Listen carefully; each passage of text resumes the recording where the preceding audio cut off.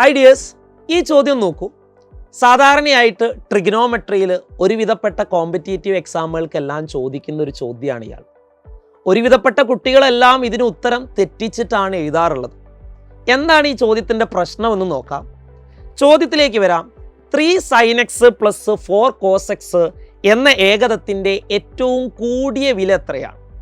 ഇത് തെറ്റിക്കാനായിട്ടുള്ള പ്രധാനപ്പെട്ട കാരണം കുട്ടികൾ ഇങ്ങനെയാണ് ചിന്തിക്കുക. sin x-ൻ്റെ കൂടിയ വില മാക്സിമം വില 1, cos x-ൻ്റെയും കൂടിയ വില മാക്സിമം വില 1 ആണ്. അപ്പോൾ ടോട്ടൽ ഈ ഫംഗ്ഷൻ്റെ മാക്സിമം വില എന്ന് പറഞ്ഞാൽ 3 + 4 7 എന്ന് എഴുതി വെക്കും. ആ ഓപ്ഷൻ ആണെങ്കിൽ ചോദ്യത്തിൽ ഉണ്ടായിരിക്കും.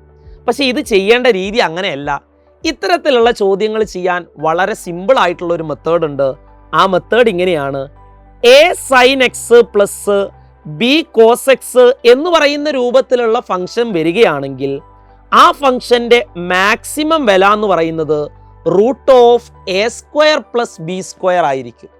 അങ്ങനെയാണെങ്കിൽ ഇവിടുത്തെ മാക്സിമം വില എന്തായിരിക്കും? √(3² + 4² ആയിരിക്കും.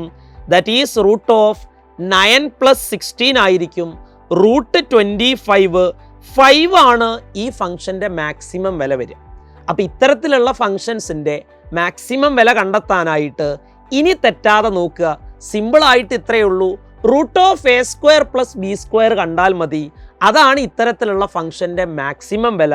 ഇനി മിനിമം വില കാണാനായിട്ട് -√(a² + b² കണ്ടാൽ മതി.